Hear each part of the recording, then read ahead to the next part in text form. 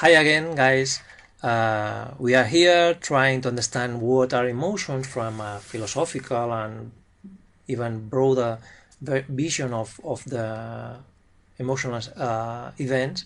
And in this session, we will try to understand why do exist emotions, and at the same time, how many living entities have emotions. So we will start with a very simple question: which one of these two guys cannot exist? I'm not joking. Well, it's obvious. This one. Why not? Because he has not emotions, and without emotions, people cannot survive.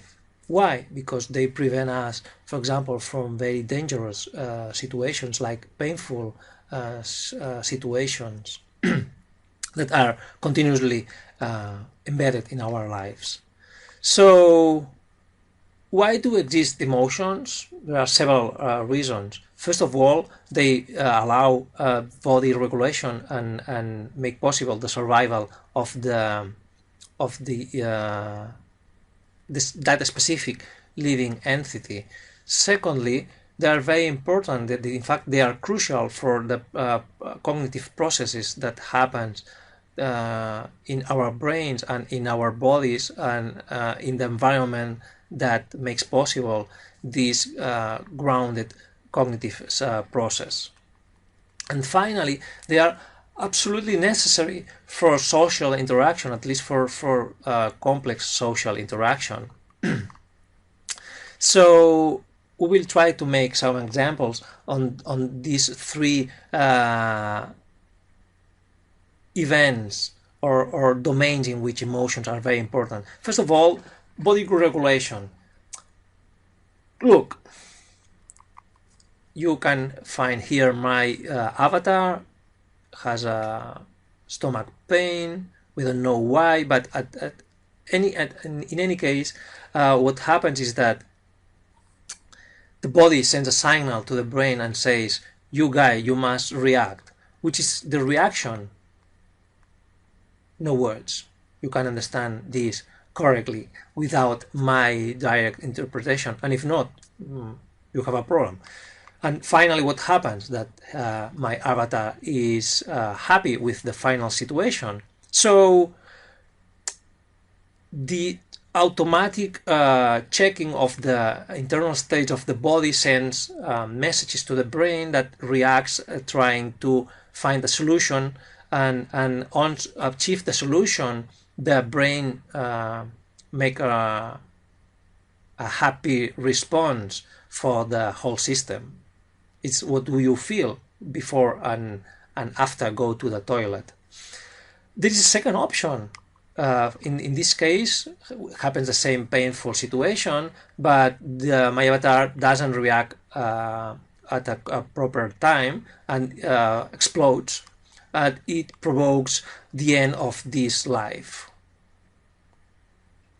This is the basic regulatory, bodily regulatory purpose of the emotional system. This is another domain, cognition. What makes the brain, in order to understand and to process information, make two different things. One is to map information, receive multimodal information from several sensory inputs from our body and also with external contributions. At the same time, need to select all this information and to tag all this information and to make a recording of all this information into the brain in the case, in the future case that this situation can happen again, and in that case that guy could react more fastly. And secondly, with all this information, the brain tries to understand what will happen. It's filling the gap all the time.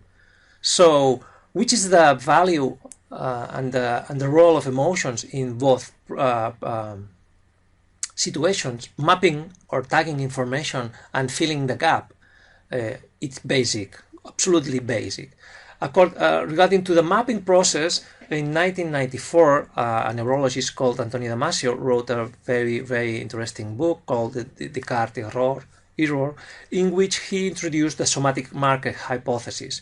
It's very simple. The idea is all the time that we receive information, our brain trying to classify it as a positive, negative, or other different kind of categories. On level, it's recorded into the memory of the brain in order to react fastly to a situation like this in the future.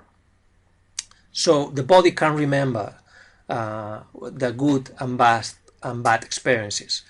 At the same time, the emotional architecture made possible to fill in the gap, to focus attention, or to make an assessment of the situation, or generate expectation, bodily expectation, even psychic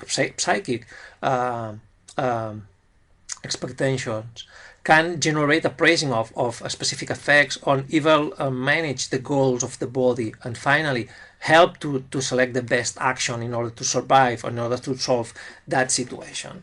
So this is the two first domains, and this is the third domain, that it's the social interaction.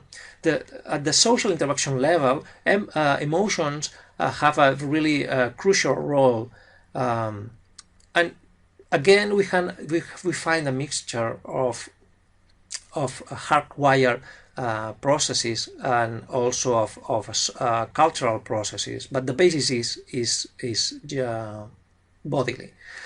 At the core of this situation, we find empathy. Empathy is the capacity to put in other shoes. Do you remember from the other video? But it's not a emotional like an experience, internal experience of the guy who is feeling empathy. At the same time, it's a evolutionary mechanism in order to make possible the simulation of sensory-motor processes, and it happens at a neural level thanks to a specific area of the brain, the F5 region, in which we can find mirror neurons. We will talk about this at different sessions, and this makes possible that we are able to imitate other beings like us, or even not like that. You can see here an image of a small primate imitating human behavior just automatically without no training, because we are designed to react using this mimicry, natural mimicry. All this structure makes possible what I've called as emosity, the bodily emotional skill that shapes all living domains, in which we need to understand the world as an emotional place. There are not neutral events, never, and we share this understanding of the nature of these events in an emotional way with another guys, and even understand this situation according our feeling. It's not the same one landscape that you are looking at a specific moment, if you are happy or if you are really sad because your mom has died this morning, and the same landscape can be understood very differently, like something peaceful, like something empty, like something dangerous, like something. It's the way that use the humans and the brains to understand the situations. So, how many entities have emotions? All living entities have at a certain levels emotional ways of interacting with the world. For example, minimal entities like bacteria use chemotaxis in order to produce swimming responses, for example, to attract good chemical signal, or to make a repulsive reaction, and also an attempt to put far that dangerous chemical substance from the own bacteria. At the same time, more complex entities like plants, fishes, mammals, primates, or humans have also emotions. So the conclusions of these sessions are very clear. First is that the emotions really cover a broad range of functional roles like bodily, cognitive, and social roles. Secondly, emotions are an evolutionary property of living entities, and with them we can produce more adaptive actions and more rich actions. We can design a bigger range of possible actions according to different ways of understanding the same emotions, the same informational clues. And finally, when emotions are working on these systems, emotions make possible to create emotional sphere in which the individual and the individual also inside a social structure create meaning. In a nutshell, emotions are the mechanism by which animals create semantic approach to the world.